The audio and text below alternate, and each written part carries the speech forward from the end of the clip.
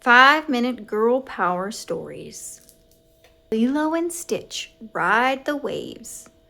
It was a hot and lazy afternoon on the island of Kauai. Lilo and Stitch were at their favorite place, the beach. Lilo took pictures, and Stitch? Well, Stitch did what he did best. He caused mischief. Lilo's older sister, Nani, was also at the beach with David. They were checking out a poster for a surfing competition when they noticed Stitch getting into trouble. "Guys, you can't dash all over the beach causing trouble," said Nani, when things were calm again. "How about you two put your energy to good use," said David. "The Kauai Curl Surf Competition is next Saturday." "A surfing competition? No way! That was Nani's thing, not Lilo's." "I don't think so," said Lilo, shaking her head. Beside her, Stitch shook his own head so fast he almost fell backward. "Come on," said Nani. "I'll teach you both how to surf like champions." Lilo hadn't thought of it that way. If surfing meant more time with Nani and Stitch, Lilo would do it. "Okay, we're in." First stop, the surf shop. "We have to rent you a board," said Nani as they walked into the store. She studied a wall of colorful surfboards. They towered over Lilo and Stitch. "Hey, Lilo," said Myrtle, a classmate. Lilo and Myrtle didn't always get along. "I didn't know you were a surfer." Lilo eyed the bar of surf wax Myrtle held. "My sister's going to help me surf like a champion for the competition next weekend," Lilo said. "I entered the competition too, and I'm going to win," said Myrtle. "Don't worry, Lilo," said Nani as they left the surf shop. "Surfing isn't about winning. It's about having fun, right?" Lilo wasn't so sure. She was beginning to wonder why she had agreed to enter the competition in the first place. "You're going to have to get out to the waves all by yourself," Nani said. "First, lie down flat on your belly," she instructed. "Now paddle with your arms. Now imagine a big wave is coming and push up quickly. Plant both feet on the board at the same time, and there! That was good, Lilo." "You're supposed to do that in the water, I think," boomed a big voice, followed by some laughter. It was their friend, Mr. Bubbles. "Nani is teaching us in the sand first," said Lilo. "But I think we're ready to try it out there." Lilo pointed to the waves, and Stitch nodded. "Okay then," Nani said, smiling. "Remember, if you get knocked down, just get right back up again." Lilo and Stitch picked up the surfboard and headed for the water. But before they could even get onto their board, a wave sent them tumbling. Lilo remembered what Nani had said, and together with Stitch, she got right back up. Lilo and Stitch paddled out. Nani followed on her own board. The whole family was together on the ocean. Lilo and Stitch practiced hard that day, but they still couldn't stand on their board. For the rest of the week, Lilo and Stitch focused on strength training and practicing their surfing technique. By Friday, Lilo and Stitch were riding the waves. Lilo's body felt strong and steady. Finally, it was the big day. "I'm nervous," Lilo said. "Lilo, you've practiced all week," Nani replied, "and your hard work will pay off. Just do your best. We'll show the competition what the Pelikai sisters can do." "And Stitch?" said Stitch. "Yes, of course," said Nani. "Stitch too. Let's go." At the beach, they saw many of the competitors lined up with their surfboards, their eyes fixed on the waves. Lilo joined them. She was focused. She was tough. She was intimidated, said Myrtle, interrupting Lilo's thoughts. "You should be. Get ready to wave goodbye to first place." But Lilo didn't let Myrtle get to her. Instead, she remembered what Nani had said. She had practiced. She was ready. The official blew the whistle, and everyone ran to the waves. Together, Lilo and Stitch paddled out, jumped up, and stuck the landing with all 4 of their feet. Myrtle hit a wave the wrong way and totally wiped out. Instead of getting back on her board, Myrtle dragged herself to shore. Out on the waves, Lilo and Stitch were riding high. "I'll show them what we can do," Lilo thought. "Should we try out a trick, Stitch?" she asked. Stitch nodded, an excited grin on his face. Chomp! Stitch bit the board leash. Lilo swung him around and around and around and... Oh no, wipe out! Fortunately, Nani was close by. She came to the rescue. Are you okay? Asked Nani as she pulled the friends onto her board. I think so, but our board is gone. We will never win now, Lilo moaned. You don't have to show off to show that you're strong, said Nani. And the most important thing isn't winning, right? It's getting right back up again when you get knocked down, Lilo finished. Soon a massive wave came toward them. Imagine your heart and the wave's heart are one and the same, Nani said, as the wave came closer. The words helped Lilo feel braver. Lilo hopped up on Nani's shoulders and then Stitch scrambled up on Lilo's shoulders. Together, they all surfed all the way to shore. Lilo, Stitch, and Nani won the award for Best Teamwork. The whole family, Ohana, did it together. The special prize was a trophy and a new surfboard. For me, Lilo said as the judge handed her the sweet board. For you, sister, said Nani, nodding. You deserve it. And now we can keep practicing for next year's surfing competition. Toy Story 4. Officer McDimples on duty. Woody, Bo, and their friends moved from town to town with a carnival, helping kids and toys along the way. As the carnival set up in a new place, the toys made their way to a nearby playground for some fun. A boy raced Duke Kaboom down the slide, while Officer Giggle McDimples, Woody, Bo, and her sheep took a ride on the merry-go-round. Amid all the fun, Bo and Giggle noticed a sad taco toy in the sand beside them. When the merry-go-round slowed, Bo whispered into Giggle's ear, "Once the area is clear, we investigate the taco." As soon as the kids left the playground, Ducky and Bunny got up. "That was awful," groaned Taco. "You mean awesome," said Bunny, "right?" "Awful," repeated Taco. Giggle approached the toy. "Officer McDimples at your service. What seems to be the trouble, sir?" "I don't know," said Taco with a sigh. "Playing with kids is boring." All the toys gasped. Giggle held up her hand, quieting them. "Sounds like you're in need of a little detective work." She collected Taco's information and then asked if he remembered ever having fun at a playground.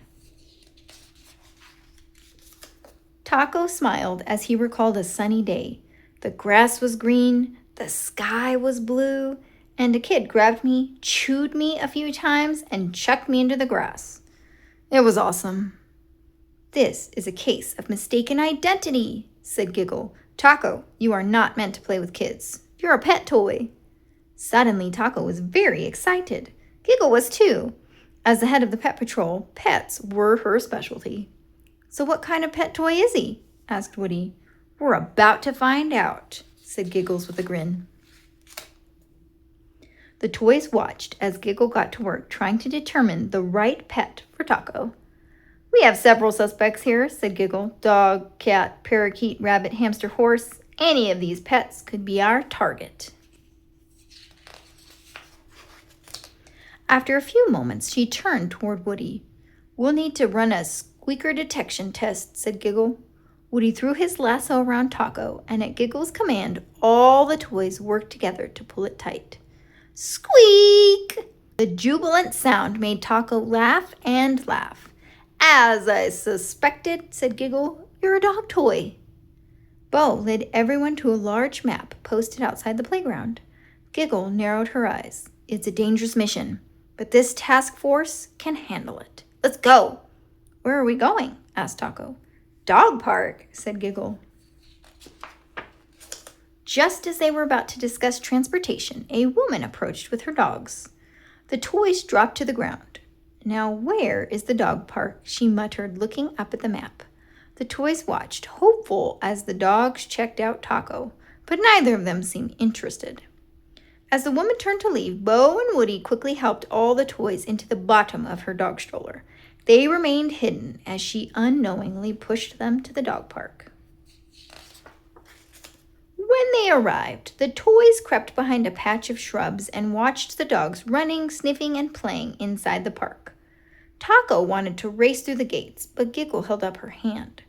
It's my sworn duty as an officer of the law to make sure this is done correctly. Bo launched Giggle into the dog park. Giggle's eyes landed on a young pup wagging her tail. She knew she had found the one for Taco. Giggle rolled off a dog's head and used a leaf as a cover to make her way back to the other toys.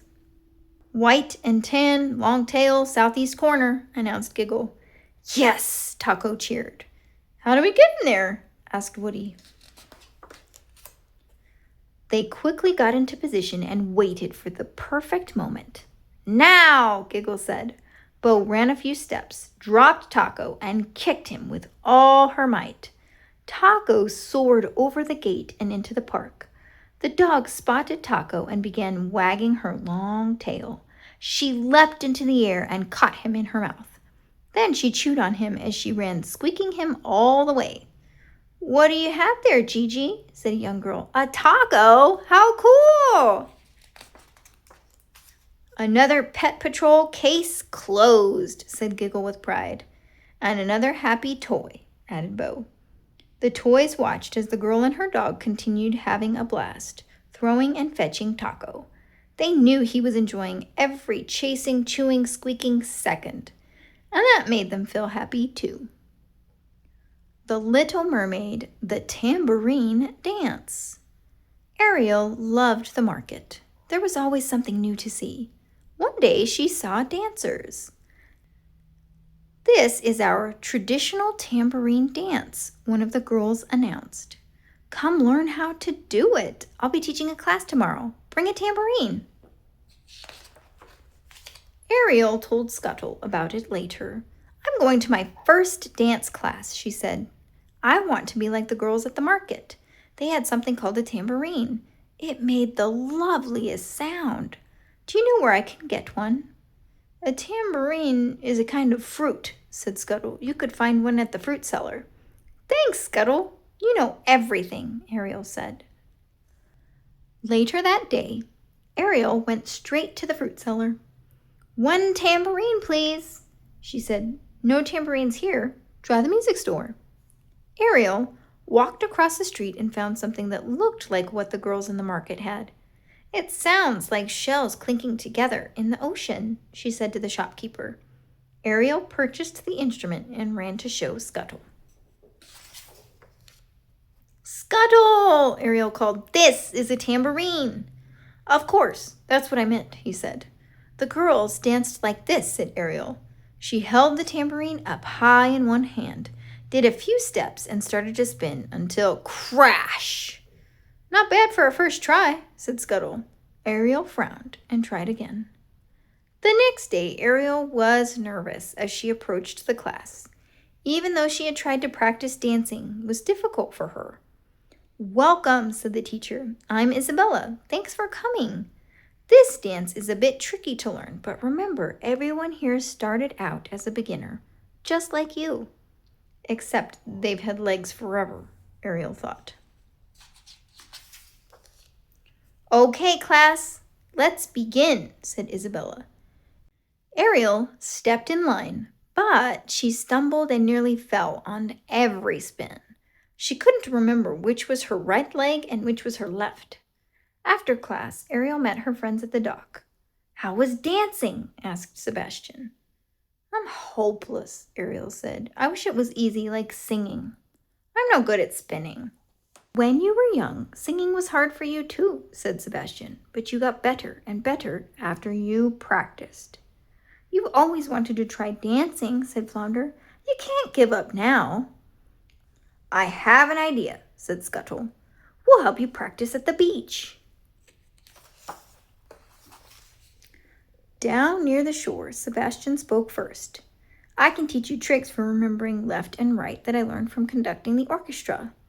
Flounder joined in. I'm great at spinning underwater, so I can help with the turns. And I'll squawk encouragements, Scuttle finished. Okay, said Ariel. With all your help, I'll have to get better.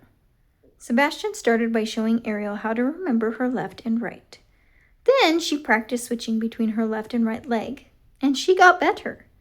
After a bit, Scuttle squawked, You've got it, kid. Next, she practiced with Flounder. Before I spin underwater, I always find something straight ahead to look at, Flounder said. That way, after I spin around, I'll know when to stop. Ariel spun around and stopped when she saw Flounder again. A little wobbly, but much better, said Flounder. A spinning sensation, squawked Scuttle. At her next class, Ariel had much more fun. Then she asked about the ribbons the other dancers had on their tambourines. They were gifts from our families for our first performance, one of the dancers said. It's tradition. Ariel wondered whether her family could possibly know about this tradition. Plus, how would her sisters find ribbons in the sea? After class, Ariel found Flounder, Sebastian, and Scuttle and told them about the ribbon tradition. A smile lit Flounder's face. He had a plan. Ariel spent every free moment practicing. All her hard work was paying off. She was becoming a good dancer. On the day of the performance, Flounder had arranged a surprise. One by one, King Triton and each of Ariel's sisters presented her with special seaweed ribbons. Eric gave her a satin ribbon, too. Ariel was thrilled to be a part of the tradition. I couldn't have done it without you, she told her friends. Of course you could have, said Sebastian. You're natural. You'll do great, said Flounder. You're tambourine terrific, said Scuttle. Finally, it was time for the class to perform. Ariel's whole family came to watch. The girls twirled and danced while the tambourines jingled. After the final spin, the crowd cheered.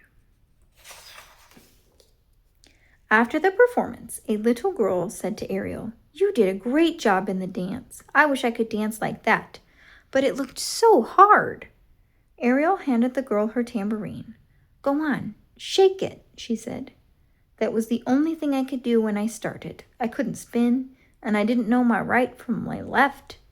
It took a lot of practice, but if I can do it, so can you. Go on, give it a try. Disney's Moana. A day with Moana. The morning sun rose high over Mochanui as Moana headed through the village. Good morning, Moana said, approaching two women with baskets of food. How are things? Hi, Moana. It's a fine day, but we're low on sugarcane and won't have enough for what we're making. I can help, Moana volunteered. I'll gather some more for you. Can we come too?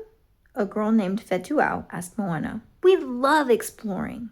Yes, but we all have to stick together. The island is big, and I don't want anyone to get lost. But if something does happen, just stay where you are and wait for me to come find you, Moana said. We promise, the children said. They were so excited to spend the day with Moana. Moana and the children set off toward the forest. I love sugarcane, a girl named Messina said. Moana and the children talked about how many things they used sugarcane for. I like to just eat it by itself, a boy named Toa said. The forest was full of giant trees, colorful plants, and rocks and boulders of all sizes. Without any clear path to walk along, it was obvious why Moana had told them to stick together. Moana looked for visual signs to help her find her way. See that rock over there that looks like Pua? Moana said. The kids loved Pua and could picture him as if he were right there. Moana pulled aside some thick green vines, revealing a large grove of coconut trees. Can we stop here for a snack? Laume asked. That's just what I was thinking, Moana replied. Laume and Toa scrambled up a tree. They picked the ripest fruits, then tossed them down. After they broke open the coconuts against a rock, they devoured the white meat and drank the sweet water inside. It was a refreshing break. Do we have time for a game? Fetuau asked. Since they'd reached the coconut grove sooner than Moana had expected, she figured a quick game wouldn't hurt. How about a round of hide and seek? She asked. Yes, the children exclaimed. They scattered in every direction. But stay close by, Moana called after them. She shut her eyes and began to count. While he was looking for a place to hide, Toa saw a colorful bird he'd never seen before. He began to follow the bird. "Time's up," Moana yelled. She opened her eyes and began to look for the children. In a matter of minutes, Moana had found Fetuau, Laume, and Messina. That meant only Toa was left, but no matter where she looked, Moana couldn't find him. "Good job, Toa. You found the best hiding spot. You can come out now," Moana said. When he didn't appear, Moana was worried he was lost. Meanwhile, Toa had followed the colorful bird all the way back to its nest. He turned around to show his friends, but realized he was all alone. He started to worry, but he remembered what Moana had said earlier, and he sat down and waited for her to find him. Moana and the other children went back through the vines toward the pua-shaped rock. It was there that Moana noticed some bright blue feathers. "Maybe he went up this way," she said. They picked up the feathers and continued walking. Not far away, they came upon another clearing, and there was someone familiar sitting on a rock. "Toa!" Fetuau cried as Moana hugged him. They were relieved to see he was safe and sound. "I'm sorry," he said. "I didn't mean to go off so far. I was following that bird, and it ended up here." He pointed to a nest in a tree hollow. Moana looked up to see a bird with several baby chicks. Toa had stumbled upon a mother bird, and she was returning to her family. "Well, it looks like everyone is back together again," Moana said, smiling. "Look over there," directed Fetuau. "That's the tallest grass I've ever seen," added Messina. Moana followed the girls and couldn't believe her eyes. Thanks to their unexpected detour, they had found a shortcut to the sugarcane field. "That is exactly what we're looking for," Moana cheered. She broke off pieces of the sugarcane stalks and passed them to the children, who arranged them in piles. After gathering as much as their arms could carry, it was time to head home. "Before we go," Moana said, "let's create a sign to mark this new shortcut." They carved an outline of the bird into the ground with sticks. Finally, they stuck the blue feathers they'd collected in the ground next to their new landmark. It was a perfect way to end their afternoon. Soon, Moana and the children arrived back in the village. Moana gave the basket of sugarcane to the women, who were delighted to see the bright, juicy stalks. "Thank you, Moana," one woman exclaimed. "These are wonderful." "It was our pleasure," Moana replied. As they said goodbye, Moana gave each child a hungy, pressing her nose against theirs. "When I grow up, I want to be just like you," Toa said. Moana was touched. As Grandma Tala says, you can be whatever your heart tells you. Moana smiled all the way home. Her heart felt as full as the basket of sugarcane. The Lion King, Nala's Great Adventure. Nala was sitting at the edge of Pride Rock, gazing out at the land when she had an idea. "Hey, Simba," Nala called, "want to go on an adventure?" "What kind of adventure?" Simba asked. "Is today the day we find our perfect clubhouse?" "You mean our cub house?" Nala chuckled. "That sounds like the perfect adventure. We'll find a place to hang out where we can do whatever we want." Nala turned to her mother. "Can we go?" "Yes, Nala," she said, "but you and Simba must be home before dark." "And wait for Zazu," Serapi said, having overheard them. "Sure, Mom," Simba shouted as he ran away. Turning to Nala, he added, whispering, "Sure, if Zazu can catch us. Come on, follow me." Simba was taking Nala to a new hiding place he had found that he thought could be perfect for their cub house. He couldn't wait to see what she thought of it. "Isn't this the best hideout?" Simba said as he leapt up on a large rock. "We can do whatever we want and make it our own." "It's cool," Nala replied, "but doesn't someone else live here?" Just then, Scar walked around the corner. "Ah, my favorite nephew," Scar grumbled. "Uncle Scar, I'm your only nephew," Simba said, laughing. "Look, I brought my friend Nala." Scar did not seem pleased. "What are you two doing here?" he asked. We're looking for our very own cub house, Simba explained. Come on, Nala. I'll show you the dark part of the cave. Scar scowled. He did not want them hanging around his home. Well, if you must, Scar began, already plotting how to get rid of Simba. But did I mention that Zazu is coming for a visit soon? He checks up on me, you know. We're kind of trying to avoid Zazu, Simba said. Time to go check out another cub house option, I guess, Nala told Simba. I think you're right. Bye, Uncle Scar, Simba called. The pair ran off before Zazu could catch up to them.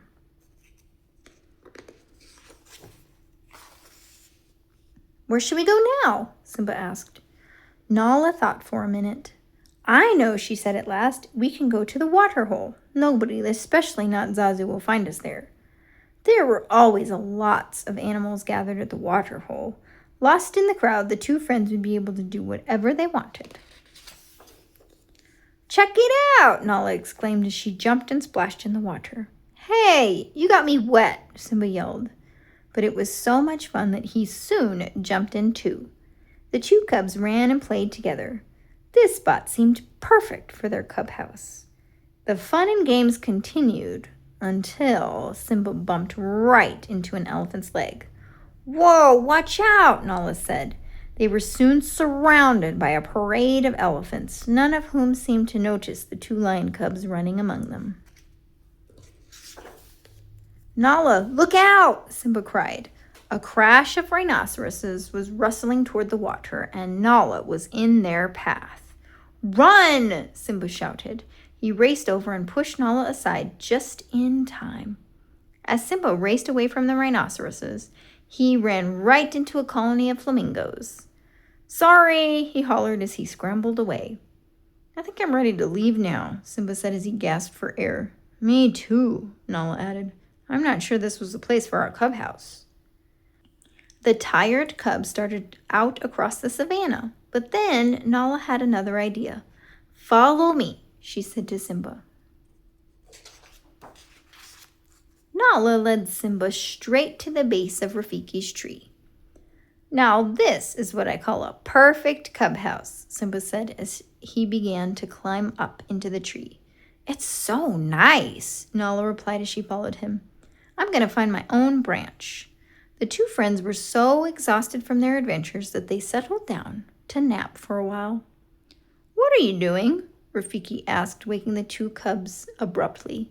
Nala looked up groggily. What? You don't belong here, Rafiki said. He scratched his chin and muttered, You belong up there. He pointed toward Pride Rock. The cubs looked toward their home.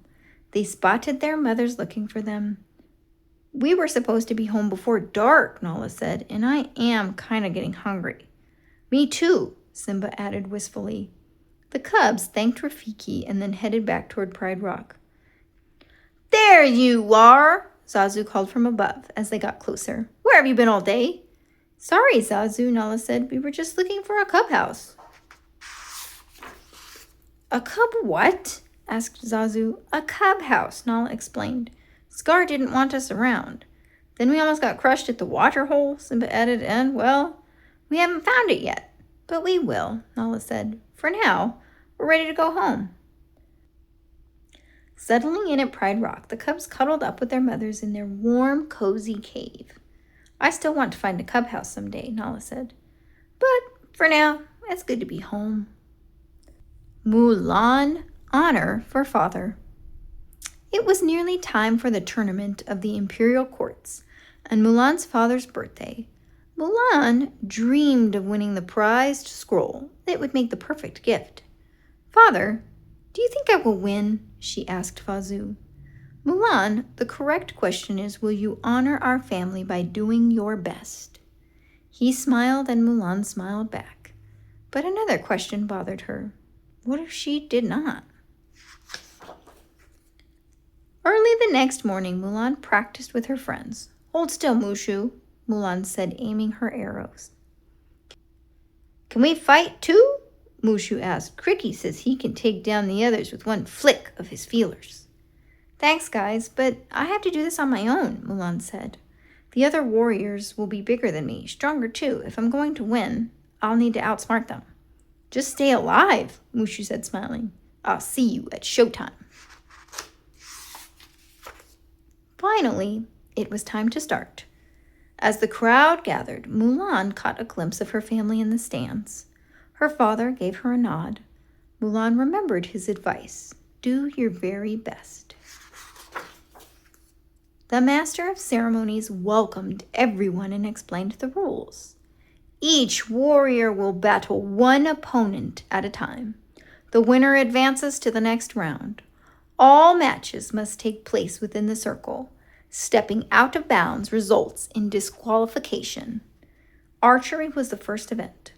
Upon hearing Mulan's name, Mushu led the Fa family cheering squad in a rousing chant. The crowd burst into applause. Then the master of ceremonies announced Mulan's competitor, Wang Shimo. Mulan frowned. Wang Shimo was intimidating. Just then the gong rang. The competitors sent apples into the air using their kickstands. Wang Shimo was good, but Mulan used a bit more creativity. Rather than aiming for a straight line, Mulan made a smiley face on the target board. Fortunately, her cleverness was rewarded. Fa Mulan wins, announced the master of ceremonies. Mulan's father nodded with approval. Maybe this will be father's best birthday yet, she thought. Next, Mulan battled with staffs against Shen Dai Cheng. Mushu rallied the crowd with another cheer, but in all the excitement, he almost fell into the circle. The crowd gasped. Mulan hesitated, and Shen seized his opportunity. Shen threw his staff directly at Mulan. She quickly ducked, turned, and split Shen's weapon in half. The crowd oohed. Mulan had won. That was close, she thought. Mulan could not let Mushu break her concentration again.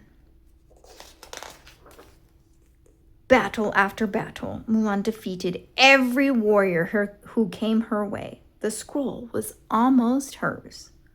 We are down to the last two warriors, called the master of ceremonies.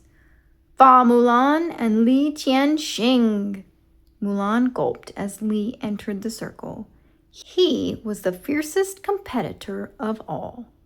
For the final round, the warriors chose their weapons. Li revealed 2 tridents. Mulan took a deep breath, then brandished the sword of Shan Yu. Bong! The gong rang out, and the battle began. Mulan quickly realized that on the ground, Li's size and skill overshadowed hers, but balance was her advantage. So she jumped up onto a pole. From there, she matched his every move. As the fighting intensified, so did Mushu's cheer.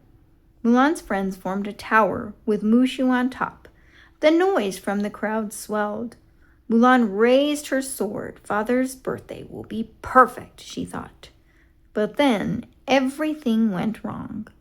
Mushu lost his balance, sending him, little brother, and Cricky flying toward the ring. To make matters worse, Li's trident was heading right for them. Mulan, help! Cried Mushu. All thoughts of winning left Mulan's mind. She had to save her friends. Mulan chopped down a beam and hoped it would block the trident. It worked! Li's trident hit the pole instead of the animals. But in all the excitement, Mulan made a big mistake. Fa Mulan has stepped outside the circle. She is disqualified. Li Tianxing wins, the master of ceremony announced. After the tournament, Mulan sat with her father once more. Defeat was not the gift I wanted to give you for your birthday. I lost the tournament in our family's honor, she said sadly. That is not true, Fazu said. Mulan, you are brave and smart. And most important, you saved your friends today. This is the behavior of a true Fa warrior. I am honored to be your father. He picked a blossom and placed it in Mulan's hair. I do not need a scroll for my birthday. You are my greatest gift.